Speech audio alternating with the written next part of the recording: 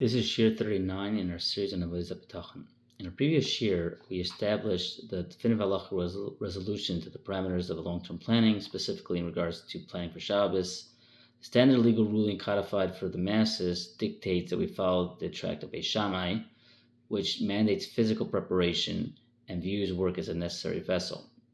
However, we uncovered that Hillel Zaken operated on an entirely separate sublime spiritual frequency because he had achieved a flawless state of vadai, certainty, and shalom, completeness in his bitachon. For an individual standing upon that astronomical height of real-time faith, the divine provision of all daily needs is an absolute guarantee, effectively exempting them from the human requirement of physical preparation.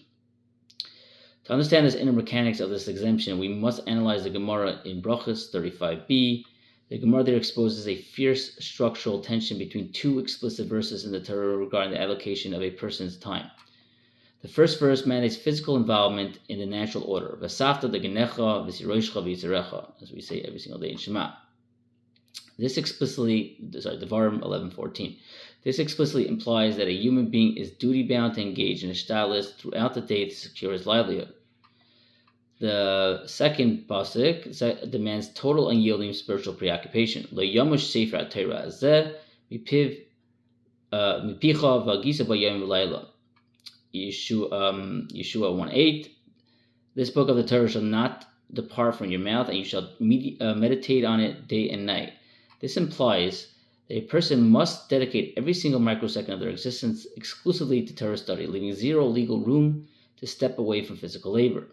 The Gemara records a timeless dispute between Rabbi Yishmael and Rashbi Bar Yochai to resolve this paradox.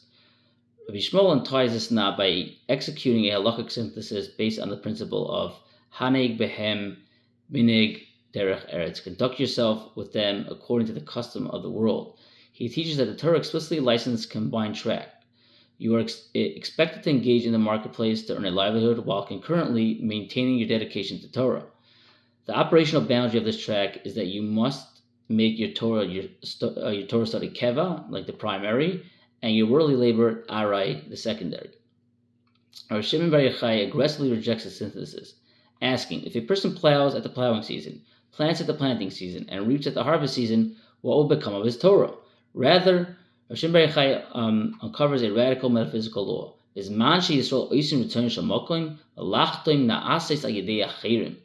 When the Jewish nation performs the will of the omnipresent, their physical work is miraculously performed by others.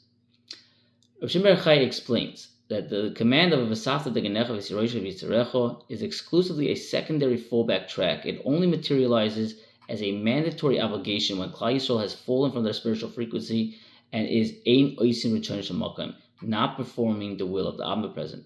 If you stand in perfect alignment with the divine, you are granted a total exemption from labor. The Gemara concludes with the famous testimony of the Amir Abaya, Harbe Asuk Rabbi Yishmael, also biyodam Rabbi Shimon Bar Yochai also biyodam. Many acted according to Rabbi Yishmael and succeeded, while many acted according to Rabbi Shimon Bar Yochai and did not succeed. Therefore, the mainstream halacha consensus rules definitively that the baseline law for the masses follows Rabbi Yishmael, which means you have to do work. To fully slice through the inner anatomy of the sugya, we must introduce a commentary of the Chassam Sofer, Parshas Bechukoisai, commenting on the pasuk Baruch HaGever Asher Yiftach B'Hashem V'Hashem Yiftachoi. Chassam Sofer delivers a monumental chiddush. The underlying engine that enabled Rashbi Bar Yochai to achieve his physical exemption from labor was fundamentally not merely his spiritual power, but of his intense Torah study. Rather, Rashbi Bar Yochai's exemption was driven directly by his supreme unyielding master-level mastery of Midas Habitachon. Rashbi Bar Yochai had completely severed his emotional dependency from the natural matrix of human cause and effect. He refused to place his reliance on any human being or commercial intermediary. The pristine historical proof of this reality was modeled when Rashbi Bar Yochai was trapped for 13 years inside a cave, escaping the Romans. Because his bitachon was absolute, he required zero secular shtalis. He calmly sat and sustained his body on supernatural provision of charav mayim. a carob tree, and fresh water, a spring of water. This the Chazam Sefer rule stands as the literal incarnation of the Midah Hagdoila of pure, unadulterated bitachon. The conceptual split is forcibly expanded by Yisrael Salanter in his masterwork Eben Yisrael in Jerush Gimel Amid Yud Dalit. He dictates there are two entirely separate parallel dimensions of bitachon operating within the Torah in Torah literature. Number one, the dimensions of the Chavos Havavos. This framework outlines the baseline obligation binding upon the general masses, as detailed in Shar Bitachon chapter 4.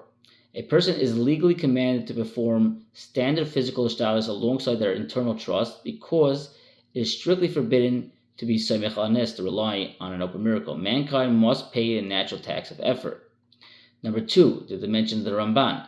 This framework outlines the elite reality of spiritual giants. As the Ramban explicitly details in Parshas Bechukaisai, a person can attain a height which they cleanly mashlich al Hashem levad Yehovah, cast their entire burden exclusively upon Hashem alone, completely bypassing every natural cause.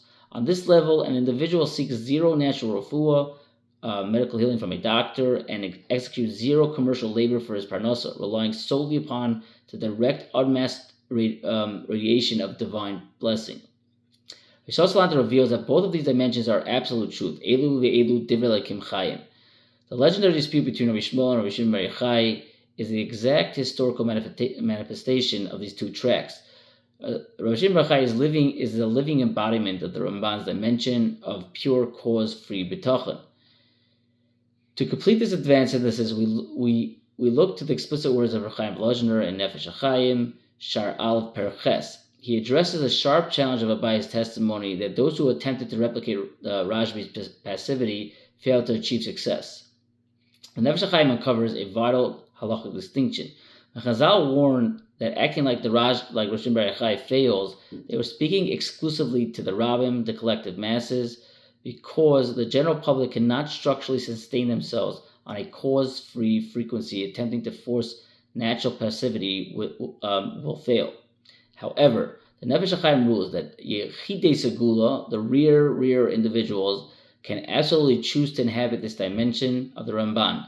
If a Yochid Segula detaches his heart from nature, Hashem will seamlessly override the fabric of creation to sustain him, exactly as he generated carobs and water for Rosh bar Yochai in the cave. Therefore, the stricter parameter laid down by the Chavos Havavos, which mandates physical labor, were written exclusively to govern the average person, who has not yet broken free from the natural order. This aligns flawlessly with the advanced criteria we unraveled earlier from the Chavos Havavos himself and Rab Dessler in Michtav Eliyahu, Chelik Aleph, Amud 197. If a rear individual entirely prioritizes Avodas Elokim, eliminates all negative traits, and achieves flawless internal alignment, he's fundamentally exempt from the laws of labor. As the Alter Navar codifies in Madregas Adam, Perek Tes, for the spiritual elite, Ishtalos is an unnecessary boundary.